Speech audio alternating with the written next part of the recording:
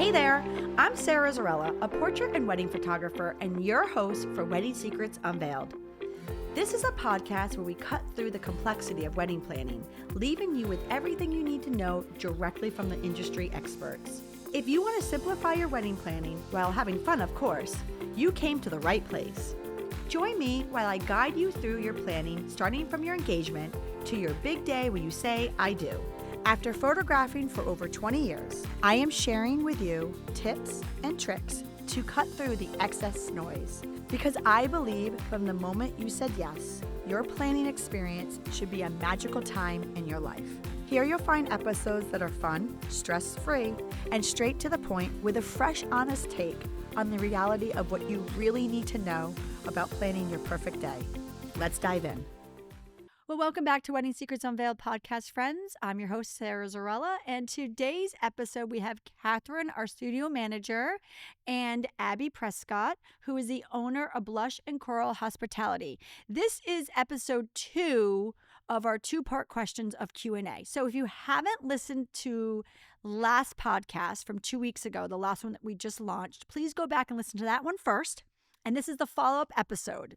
We've listened to you and we've heard your questions, and now we're giving you some answers. So this is from everybody who's wrote into the show, whether it be through Instagram or also through our Sarah Zarella /podcast contact page. These are all the questions that you've asked us to cover on their show. So if you are looking for a very fun, whimsical, random, entertaining episode of just us sharing us knowledge with you, this is a podcast episode for you. Well, welcome back to Wedding Secrets Unveiled podcast, friends. I'm your host, Sarah Zarella, and I am joined with episode 2 of our question and answers. So if you have not tuned in already, go listen to our last podcast episode, which was 2 Thursdays ago. But here we are again on episode 2 of questions and answering. So basically, you guys wrote in, we heard, we listened, and we have a contact page for our podcast, also Instagram. And these are your questions that you're asking us. So here we are. So I'm joined today with 2 lovely ladies. Can you tell our listeners who you are and what you do and who you serve? Yeah, I'm Kathryn. I'm the studio manager at Sarah Zarella Photography, and I have the pleasure of listening to the podcasts again and again, but usually a couple times each to make sure that it's ready for you guys. But I love it, and there's just always so much good content on the episodes, so make sure to check those out. But I have also been working on getting our YouTube page off the ground, so make sure that you guys go check us out on YouTube. It's the Sarah Zarella Photography YouTube page. Zarella is 2 R's and 2 L's.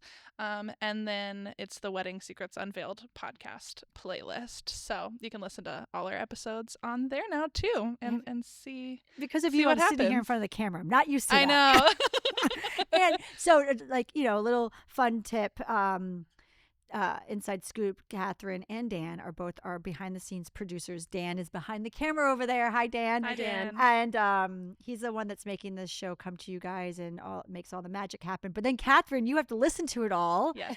and write all the content and all that fun stuff. So is it going to be weird for you to listen to your voice Yes. twice now, Oh, I'm 2 going to shows? hate it. Yeah, no, definitely not going to enjoy, but I'll do it for you guys. So it's fine. And in the middle of us, Hello. we have coming back again, Miss Abby. Tell us who you are, Hi. who you serve, and what you do. Thank you for having me today. Happy to be here with you guys.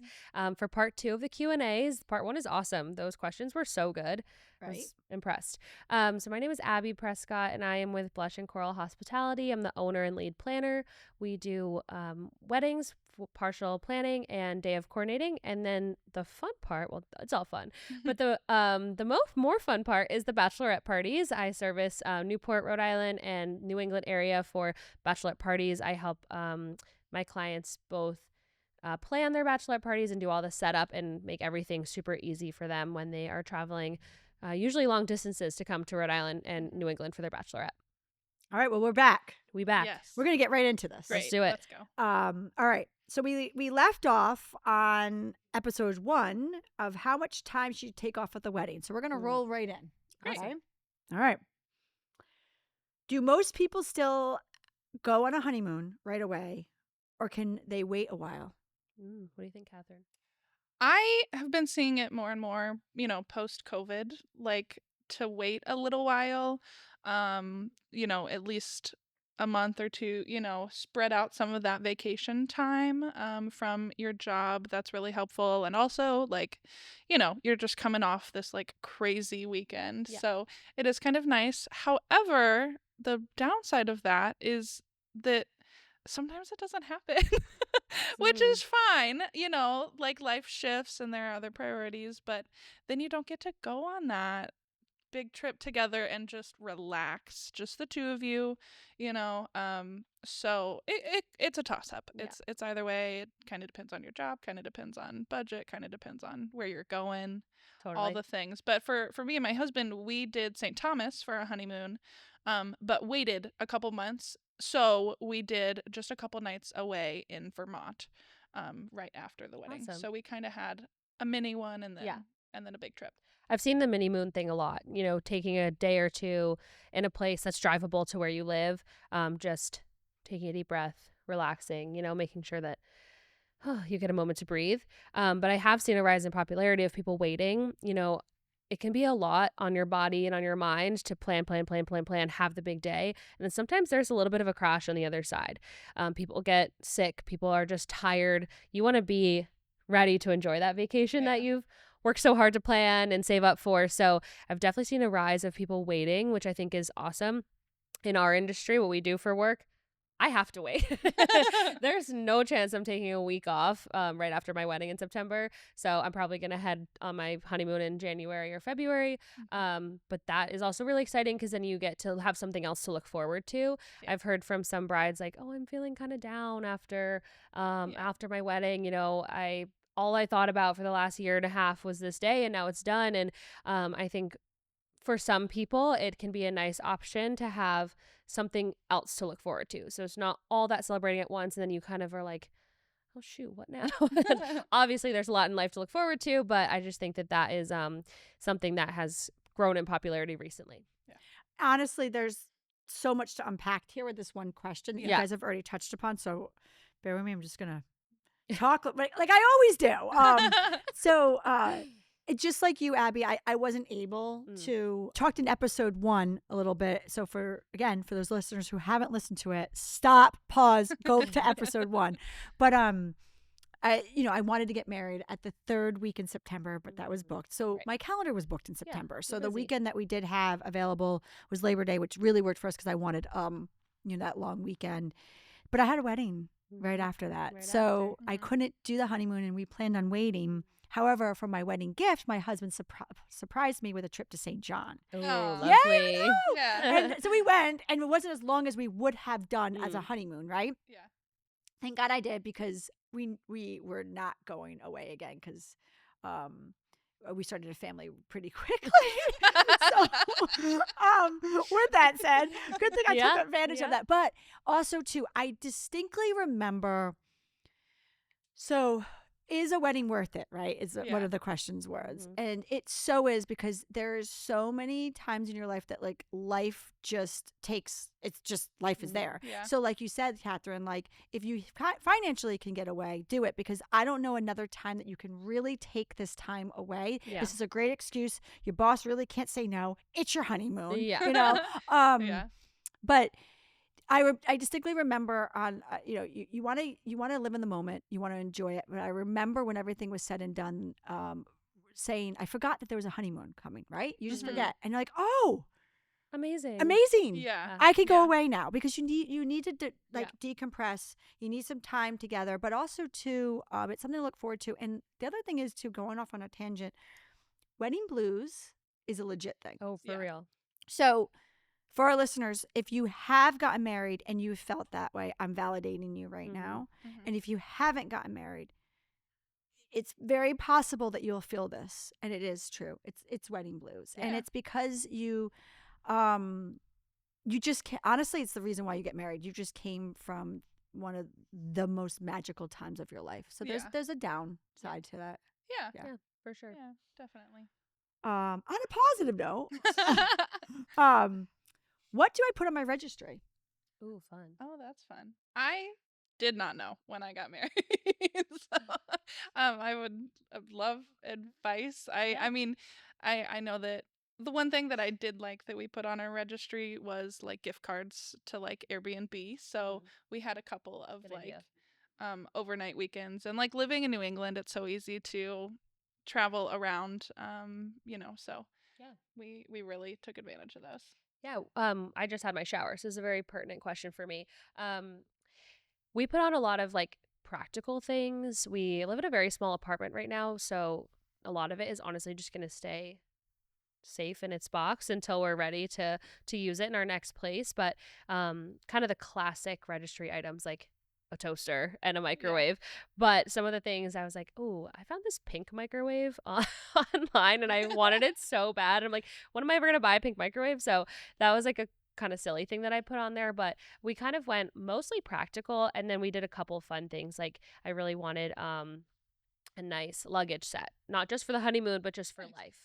So we both got our own luggage sets and just things like that you might not buy yourself, but are super helpful to have, and that people would be excited to buy you. So I put on a couple of things that like I know that not specifically for a person, but I knew that like some of the older generation would be happy and excited to buy for us.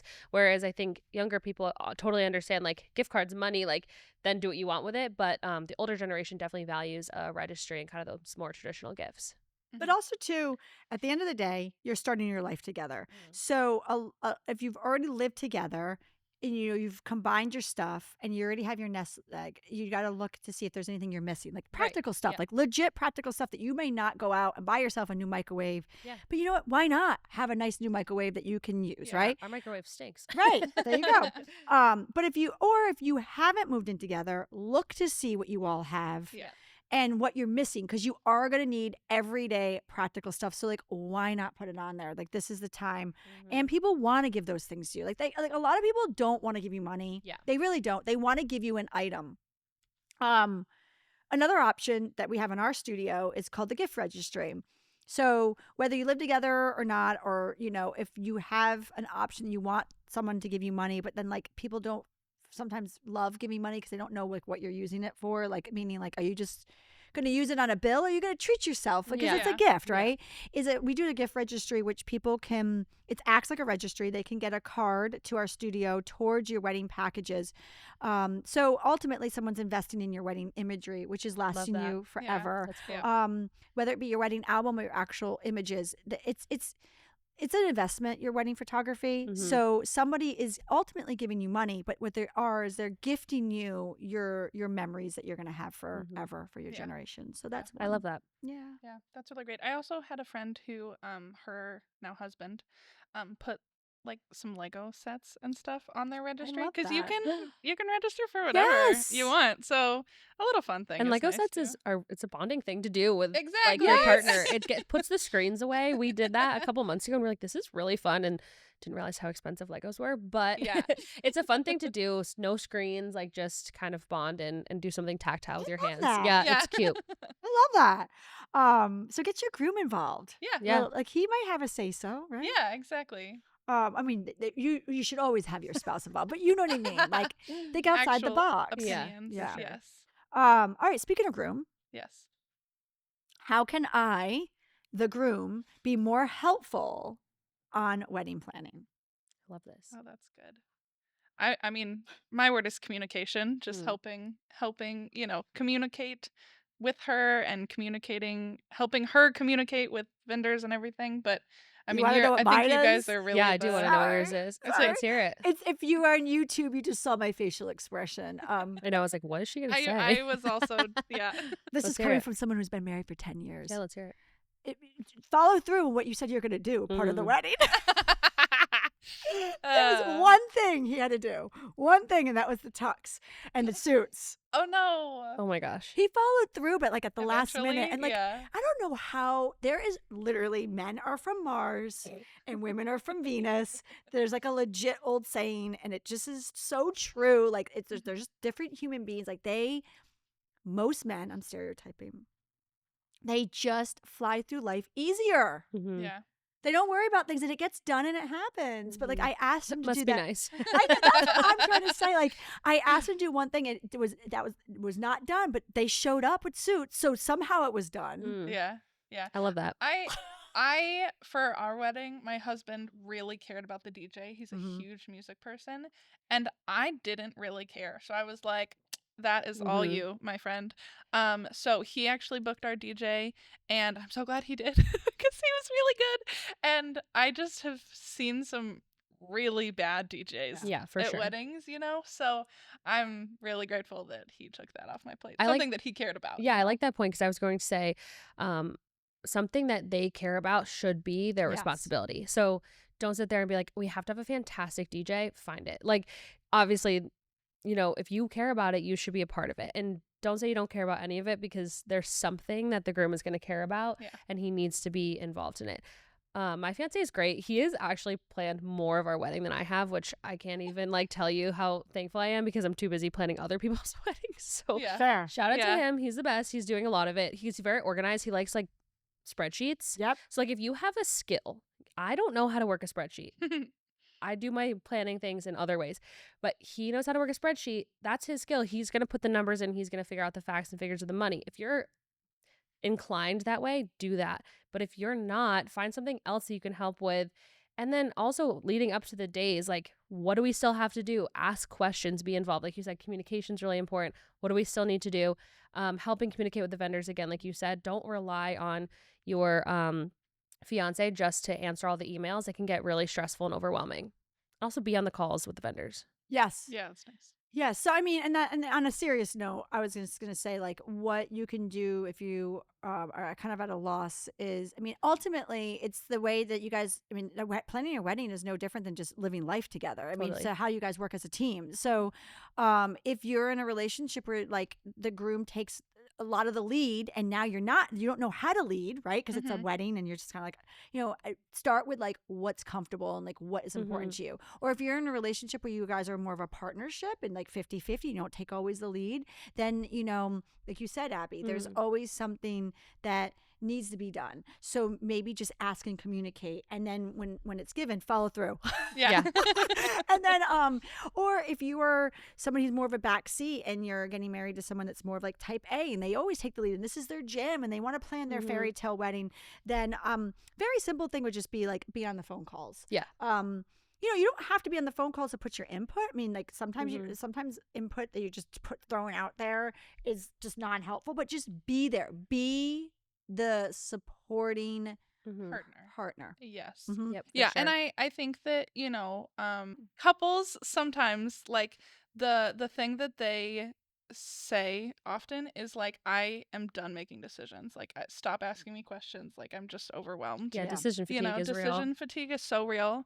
And so if you as the partner can know enough about what's going on that you can answer some of those questions, that you can kind of give decisions, to other people, that's really, really helpful for. Actually, sorry, totally interrupted you, but to piggyback on that, really important is eventually just being on the calls. Just being on the calls. You don't have to say a lot of input, just listening, because there will be a point when there's decision fatigue or a little bit of stress, and then you can step in to be the voice to your fiance because you've already kind of been on board throughout. You don't want to be you want to be in the know of the planning. Totally. And that way when your family leading up to the wedding is what time am I supposed to be there? You know what time that they're supposed to be there, and you can communicate. Take over communication with your side of the family because, it's a lot for the bride to have to do both sides. So take over communication with some people too. That's super helpful. Yep.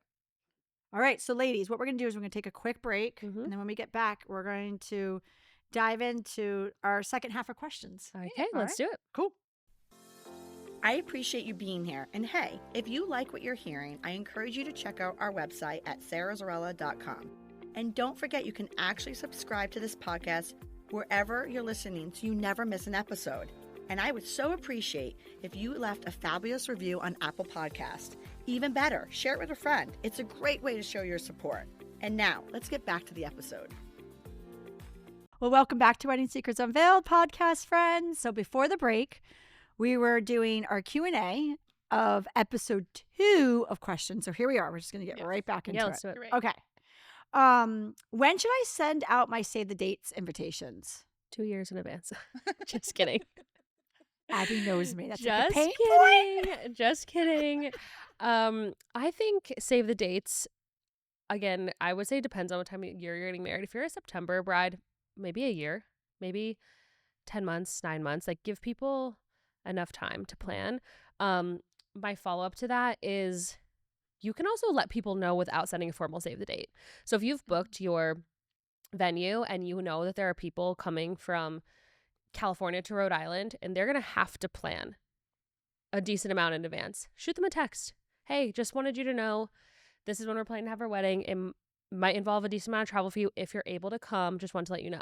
So you can let people know without setting the formal save the date. I feel like that kind of gets lost in translation. It's like people have to have the card on their fridge to know that this is coming. Yeah. It's not always the case. So with my fiance's family from Florida, we let them know as soon as we booked it, which was a year and a half before the wedding. Like, probably felt a little excessive to them, but they have multiple children. There's just lots of logistics involved. Also, his brother is in the Navy, so it was like, you need to make sure, if you can, that you're home. So just things like that. You can let people know in other ways without setting a formal save the date. But I would say, 9 months to a year out. And then what was the second question? Invitations? No, just say the dates. Okay. Yeah, because I think so we're on the same page of this. And the joke is 2 years because it's such a pain point. People feel that they need to send their save the date, like people are saving the date as far in advance as possible. And it's just not the case because it actually works in reverse if you send it out too far. People just take it and they forget it, and it's just it's just clutter. It's clutter. It's clutter to them. So there's a sweet spot, and like you said, if you have a lot of people traveling, and it's a very popular time of year when you're competing, like if you're getting married around the holidays and there's a lot of company holiday parties, or September when there's tons of weddings, it's usually about 8 months to a year for save the dates.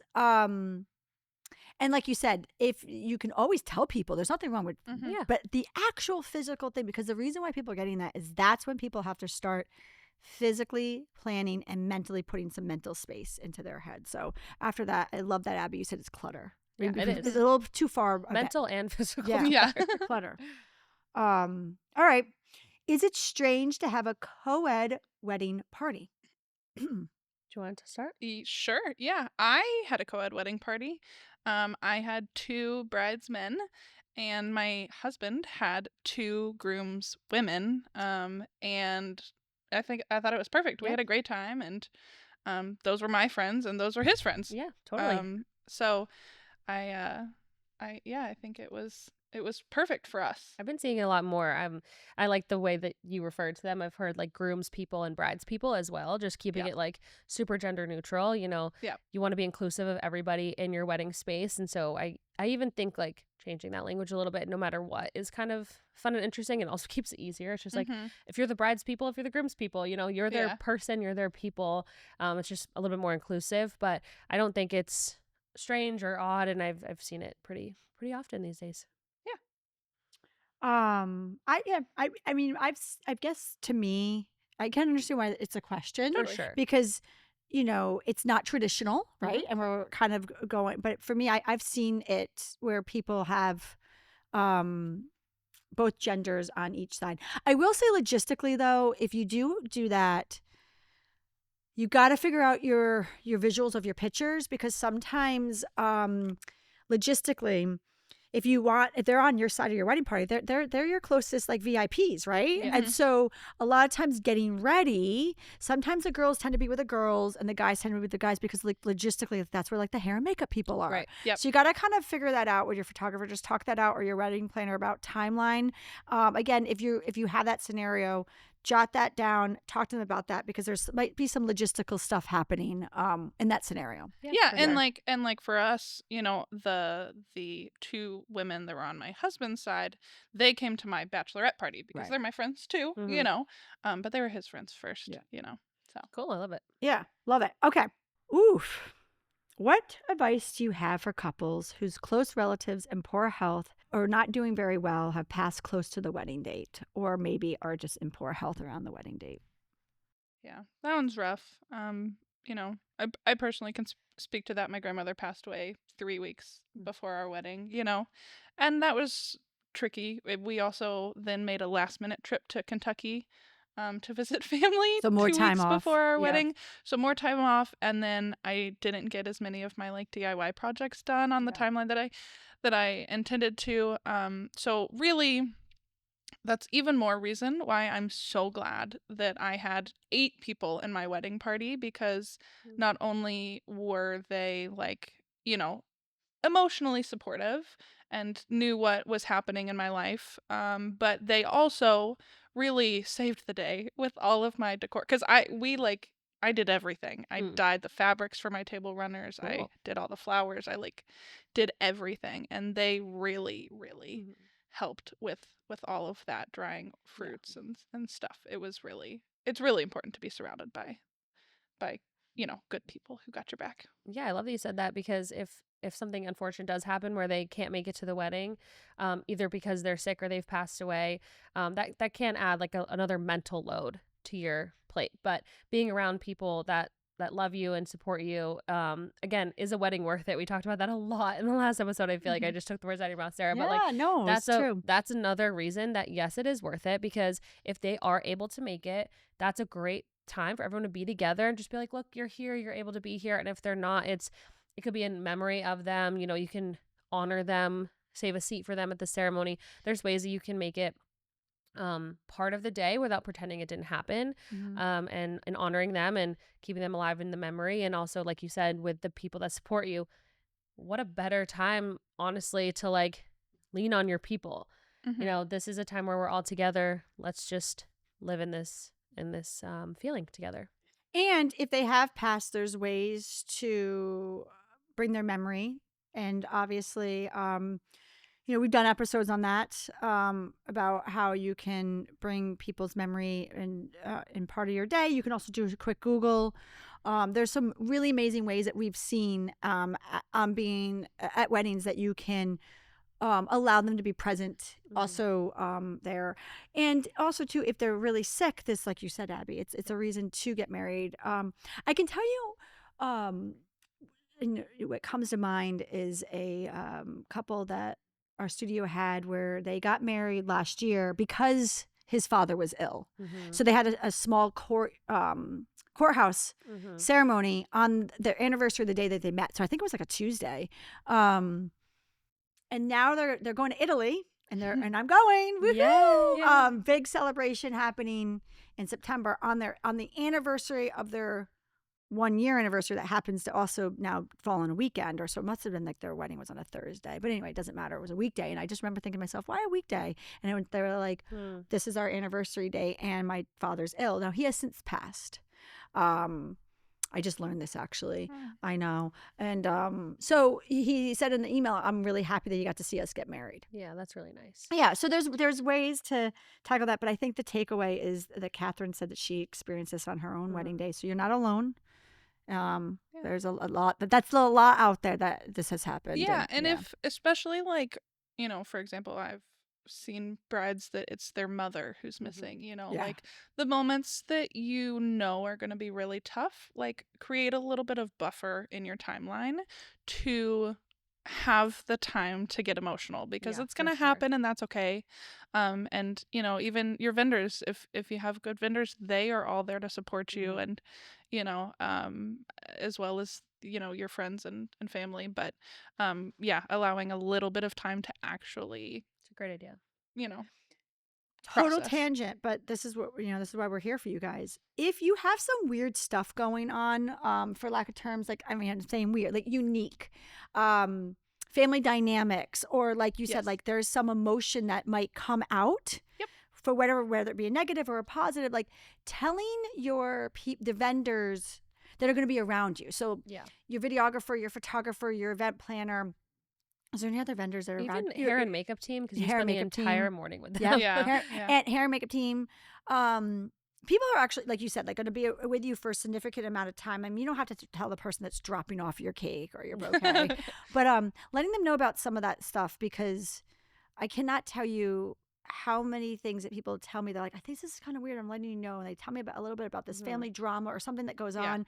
But you know what? I use that in the back of my brain of when I'm seeing something happen, I know why now. Does that make sense? Yes. And I don't want to get into people like, I mean, that's a whole other episode of podcast, but I mean, it's true. Like if someone tells me, okay, like, let me give you one example. Like someone tells me that like their mother's a little forceful with like wanting certain things done and wanting certain pictures done, and the bride let me know that that's not okay for her. It's not like mom's paying for the wedding and mom has a say. So, like mom does not. There's obviously a tough tug of war in their relationship.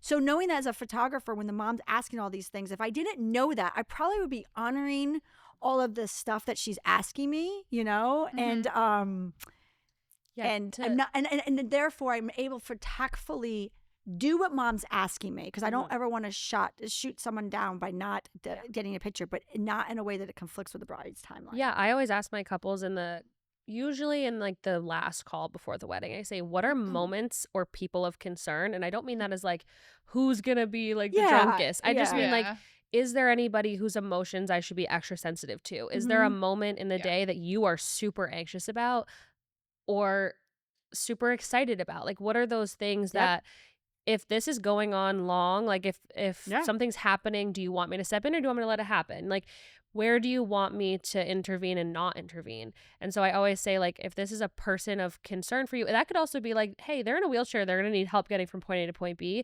But be open and honest about those things, because we can only make it hopefully more successful. I love that. And like, I love that way that you word that question. Another thing that just came to my mind that was a bride let me know that, I can't remember if it was stepdad or dad, but he drinks. And so she was really worried that he was going to be drinking so much that she wouldn't be able to walk down the aisle like, by him. And so we were doing a first look. And he asked me, he said, so normally when I'm done with the first look and I'm doing pictures right before the ceremony, right? So I'm doing all that. I like to get people, like when we're done with doing the photos, like, you're all set, you can go do what you want. I'm trying to get people away now so we can just end with a couple. It's like crowd control, right? Like, you don't need everybody staring at you when you're taking pictures. In this particular scenario, I didn't tell him he was all set. I knew that in the back of my brain. She didn't tell me what to do. She just told me that she just told me she was afraid. And that, you know, if she's not, the way she said it is, I'm just afraid. So if you see that I'm not being walked down by him, that was a personal choice. Don't think that there was like something that went wrong. Okay, so I put that in the back of my mind. And then when he asked, he said, am I all set? I said, no, you're not. Hang out. And I had him wait because I knew he could go to the hotel bar.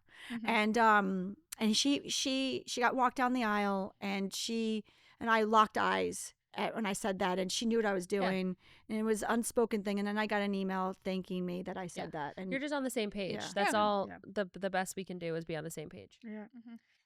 All right, moving on. Is that normal for a photographer to not ask for a shot list? Should I be worried should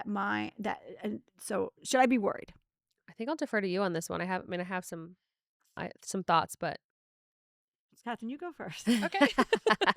I mean, we have the, similar conversations all the time about how it depends what you mean by shot list, because if you're talking about like literally the family members, which formal photos you want of the family, like that is a great plan to have ahead of time.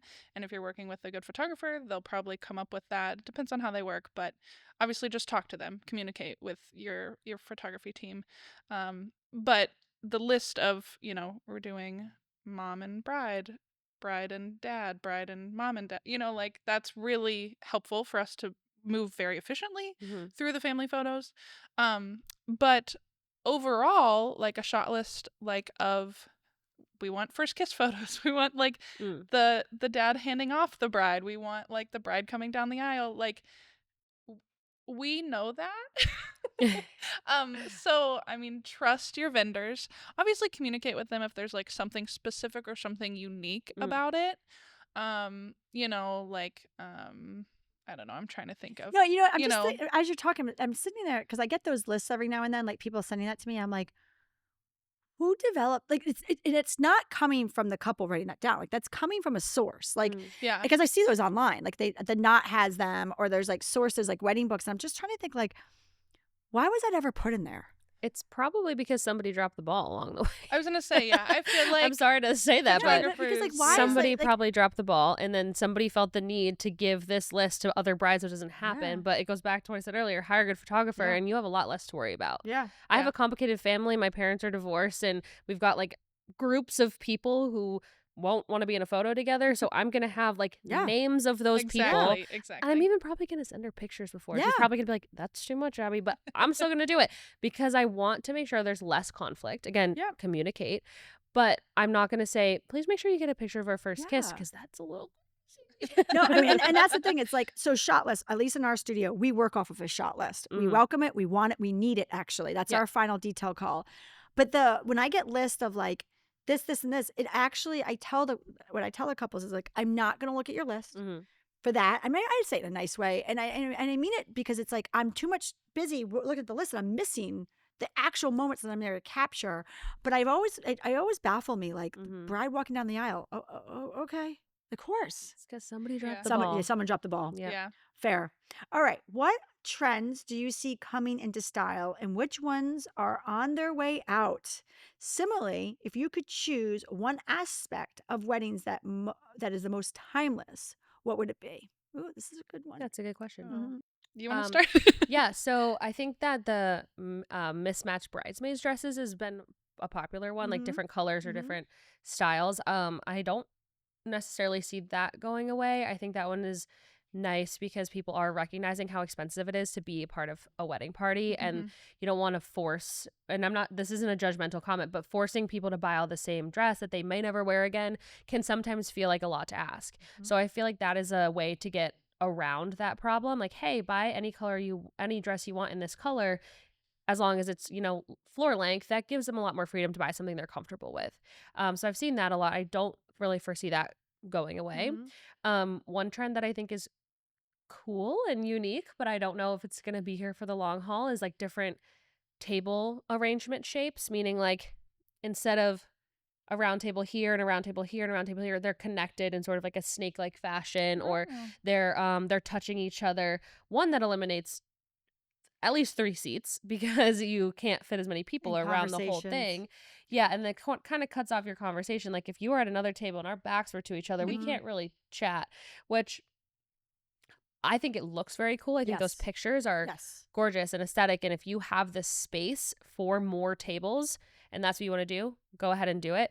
But I don't see that necessarily staying around for the long haul because of the logistical nightmare that it kind of imposes in some situations. Yes. Again, not overlapping, speaking for all, but those are two that I've seen. Like the bridesmaids dress trend, I think, is probably here to stay, where the unique table shapes, maybe not. But again, who knows?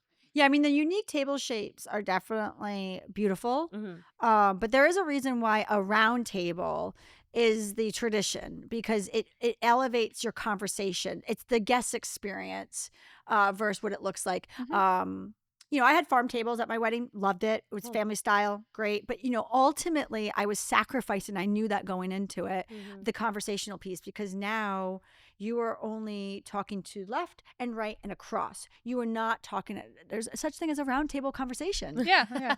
There is. You're like, look at that. Look at that. What do you think, Kathryn, for trends that are coming in and out, and what's Yeah, timeless? a trend that I hope sticks around. I honestly don't even know that I've seen it in person. I've just only seen it online, and I'm kind of obsessed.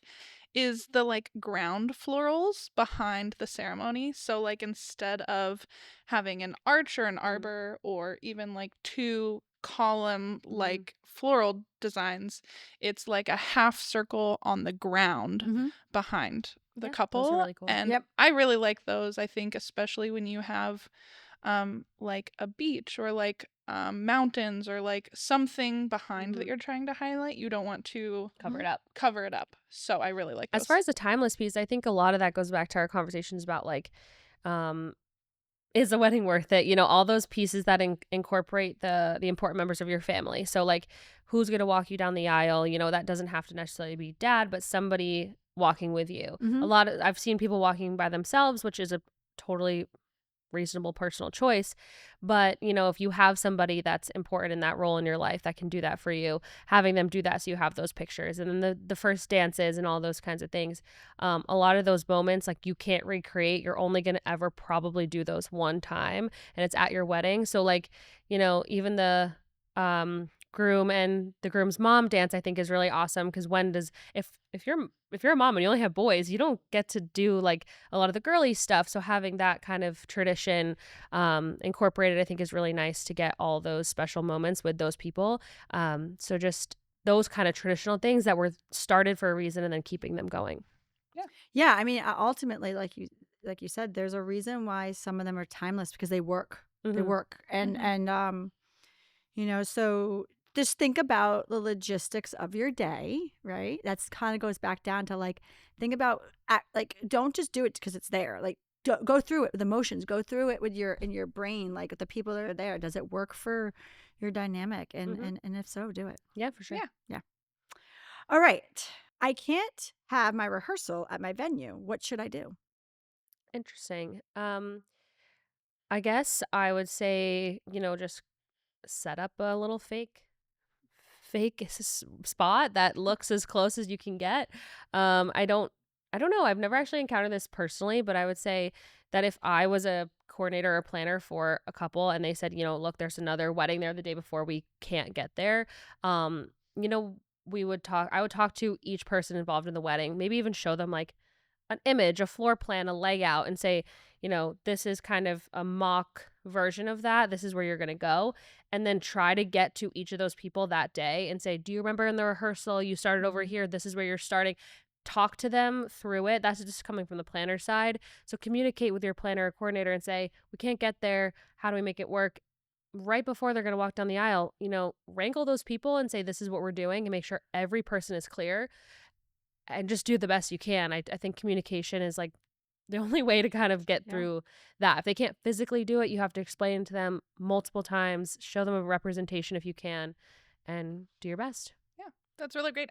We for our wedding, we couldn't have it at our venue, so we were having our rehearsal dinner in downtown Newport at a restaurant. So we did our rehearsal at the Washington Square Park. So cool. just at a park. But it's like, okay, well, here's the aisle. Yeah. And here. Cool. So just a park is nice. You just need space. You just need space. Really need to talk through it. Yeah. Like Abby said, you just need to communicate. And like you said, like, you don't need the exact space. You need space. People need to physically just kind of go through the motions for a second. Especially if you have a guest officiant, like a friend or a family officiating. But if you can have your professional officiant there, that's nice too. So before the wrap up, we're going to do something a little different for a wrap up. But what's your quick hot take? I would say, as much as the traditions are important, like we talked about, just simply don't do anything you don't want to do.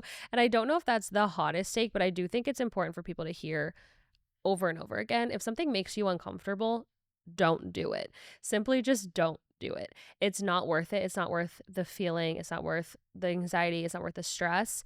If it's tradition to have, the maid of honor speak, but that's going to make your maid of honor want to die, pick somebody else.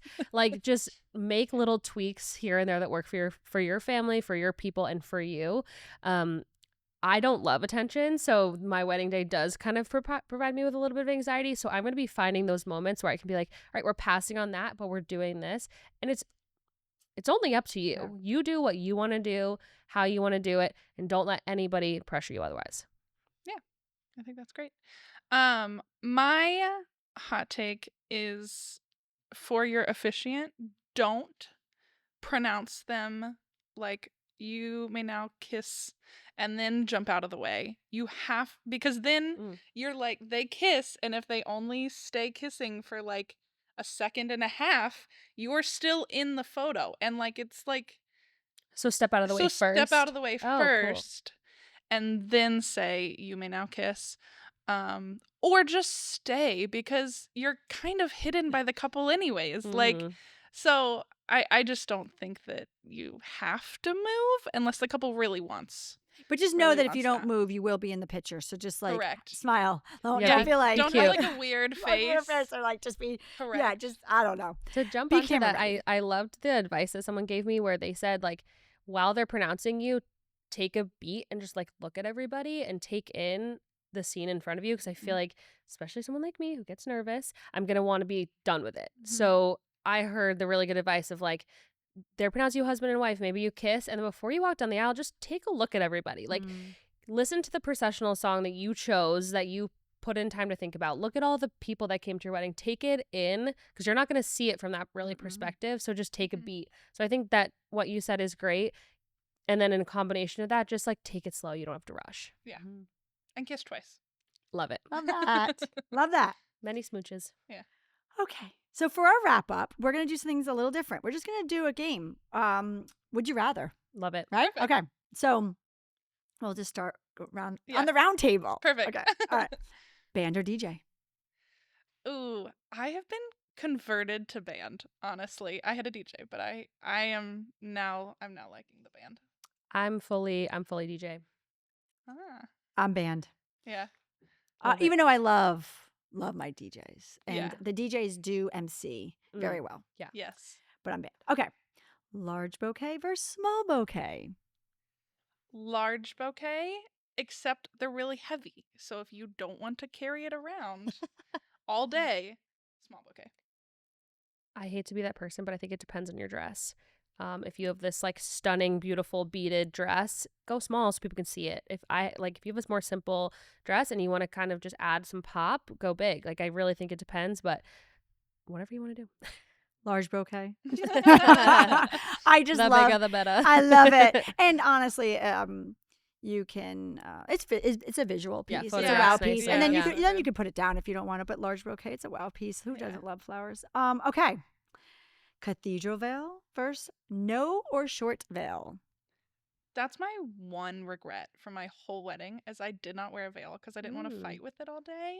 And now I'm so bummed that I don't have any photos of me in a veil. So I would say cathedral veil. Cathedral, yeah. Take up your space. It's your moment. It's your day. Cathedral. Yeah. Okay. Large wedding party versus small wedding party. Large wedding party. Small. Yeah. Small. I will say, I know within why. I know why. bounds, not 20 people. Oh. I'm Well, not talking 20 and people. also too, it's like you talked about earlier, like your wedding party, like ultimately, if you're in a wedding party, do your job, like be supportive and be like a Yes. maid. Like, Yeah. I don't mean to say like you are a Be bridesmaid, helpful. helpful. So your wedding party, those are your peeps if you Yeah. relied on them. I think the reason why I'm going that way is I'm watching a lot of people who are not helpful, Correct. and they're just In like the way. PIAs, you know. Yeah. So whatever. So it Yeah. depends Also, on. For Yeah. me, more personalities is like the more risk for just people being people. Yeah. And so I'm Totally like, fair. if there's somebody that even it's a slight risk, just be like, nope. Sorry, small Yeah. wedding party. Small wedding party. Indoor wedding versus outdoor wedding. Gotta love the outdoor wedding. Outdoor. Okay. Buffet or plated? What was You know, yours? what was yours? Oh, thank you for asking. I love myself an outdoor wedding. Love It comes with so much stress, but I love myself an outdoor wedding. For real. Buffet or plated? I think it really depends on your wedding. We had a buffet and no, open seating, and like it was perfect for us. Mhm. Yeah. I think buffet. Fair. Can I mix it up and say family style? Yes, Oh, absolutely. yeah, absolutely. Yeah, I love myself a family style. It's a little bit on the higher end of a price tag because you have to have more food. And I know you're like, well, what's the difference with buffet? Well, buffet, you have more food in one line. This, you have to have more food at each table. So Yeah. it For takes up sure. the price tag a little bit, but I just love it. It lends itself to a round table conversation. I do want to debunk a little bit that plated is more expensive always, because it's not always No. the case. No. Like you said, like you have to have enough food to cover all the people. And, if you're ordering a specific meal, it costs X dollars, but you don't know who's going to choose what in your buffet. So you have to have plenty. So Yeah. I think that that's Yes. like definitely something that needs to be debunked, is that plated is fancier and more expensive, because it is not No, always the case. It's not always the case. And I can tell you right now, especially buffet, maybe it could be the same price because they're going to be making the same amount of food. With a self-serve buffet, no, because people are going to serve Yeah. themselves more, so that raises the price tag. But family style will always be more, Yeah. Agreed. because you don't want people to go without at your table. So but you're right. I forgot about that, Abby. That people always think that plated is more. It actually keeps the budget down. Yeah. Okay. Spend more on your dress or have two looks. I don't know. I'm torn. Do you want me to go? Yeah, go. I think it doesn't matter how much you spend on your dress. I think if you love your dress, just wear it. Wear it the whole Yeah. night. If it's heavy, maybe consider bringing something else. Like if you're going to an after party, you might want to switch into something different. But I think you're going to wear your wedding dress one time and just wear it the whole night. You took the words out of my mouth. I can't say it better than that. So Oh, thank there you you. go. Yeah, I agree. Ooh, I have an opinion. Open bar, yes or no? Again, it depends on your crowd. Mhm. It depends on your guests. If they're going to be responsible, fun but responsible with an open bar, yeah. I think generally, yeah, but I agree Yeah. with what you said. I'm a hard yes. Mhm. If you are hosting, you need to be Hosting. Yeah. However, I do understand financial boundaries. Mhm. So it is, in my book, okay to have a limit of when the bar is open. Mhm. Yeah. Even if it's just like, beer and wine Yep. or a cocktail hour. I am very strong. Like you need, and I don't even drink. So like I'm only advocating to all you alkies out there. But I mean, like, I'm just saying, please, I just think you got to figure out your financial situation, like cut the guest list or just Yep. have a certain portion. But I just feel strongly if you are hosting, host. Yeah, I like what you said too. You can have an open bar with beer and wine. Like it Yeah. doesn't have to have liquor. No. Sometimes it's best that it doesn't. No. Yeah. Or And you can have do it just 1 hour open bar. correct. Or you could do like 2 specialty cocktails, and that's the hard alcohol for Yeah. the night. The rest is open beer or wine. I love that. Great. Yes. Okay. Children at weddings, first child free. Ooh, I am team child-free wedding, Yep. but I'm also sorry. child-free myself. Sorry. No, you're good. I think generally I'm team child free. For my particular wedding, we are doing family children. There's only 5 of them, and they are all above the age of 3. They're in the like fun age of like they can be fun and cute, but they're not in diapers so much anymore. So we're having family children only. There's 5 of them. They're in the wedding, and then there's a time where they're going to be leaving so their parents can enjoy themselves. Yeah. I think that generally that works, but of course if you choose to have children, then you just have to be prepared for the children of it all. Yeah, and also too, if you are, so I'm child free. Even though at my wedding I had children there, but I'm trying to think in my brain. I think it was just family. So yeah, child free. It's a time to celebrate. It's a time for these parents not to worry. Obviously there is we did a whole episode on nannies actually who come to weddings and whatnot and can keep the kids occupied. If you're gonna have children there, please just find that is a whole other level that you have to think about when you're planning Yeah. activities and whatnot. But Yeah. okay, all right, girls. So it is time to say goodbye. No. Okay, so for our listeners, do not forget to check out our YouTube channel, which is on Sarah Zarella Photography YouTube channel. Zarella is 2 R's, 2 L's, and Sarah is without an H. I just want to thank you all for joining me at this week's episode of Wedding Secrets Unveiled. You helped our listeners become one step closer to an amazing stress-free journey of planning their wedding. Kathryn, we know where you can find yourself. Yes. Find Kathryn at sarahzarella.com or /podcast, which has all of these episodes. And please check out our YouTube channel. Give Kathryn some love. She's been working Please hard. like, subscribe. Yeah, like and subscribe. But for our listeners, Abby, can you tell them where they could find you? Sure. So once again, my business is called Blush and Coral Hospitality. I have to say it slow because everyone always thinks I'm saying something else. But my website is blushandcoral.com, and my Instagram for bachelorette parties is at Batch Newport, BACH Newport. For weddings, for wedding coordination and partial planning, you can find me at Blush and Coral Weddings. Amazing. Well, thank you, Thank you ladies. so much. This is so fun.